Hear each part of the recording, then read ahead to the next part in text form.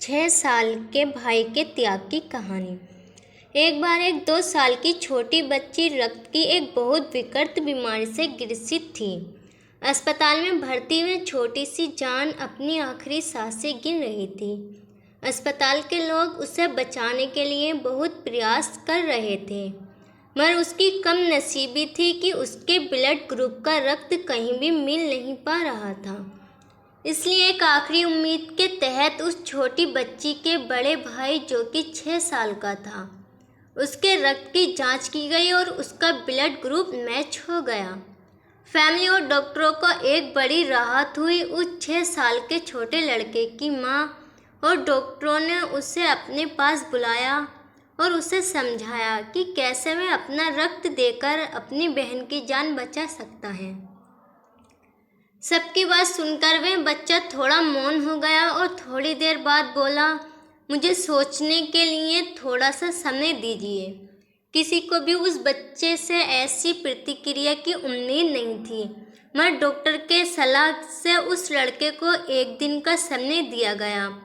अगले दिन वह बच्चा डॉक्टर और माँ के पास आया और बोला कि मैं बहन को रक्त देने के लिए तैयार हूँ। सभी उस छोटे बच्चे के फैसले से खुश हुए। डॉक्टर और अस्पताल का पूरा स्टाफ जितनी हो सके उतनी तेजी से अपने काम में लग गए।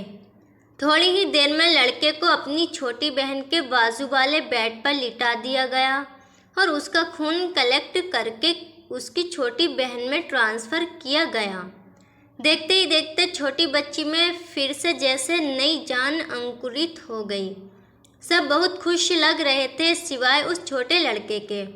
छोटे लड़के ने डॉक्टर और उसकी माँ को अपने पास बुलाया और उनसे धीरे से पूछा कि अब मेरे पास जीने के लिए कितना समय बचा है। दोस्तों, आपको कुछ समझ में आया?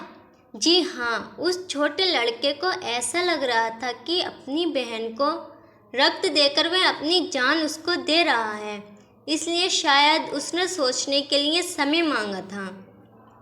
इसके बावजूद कि उसे लग रहा था कि वह अपनी बहन को रक्त देकर जल्दी मर जाएगा, उसने अपनी बहन को बचाने का फैसला लिया।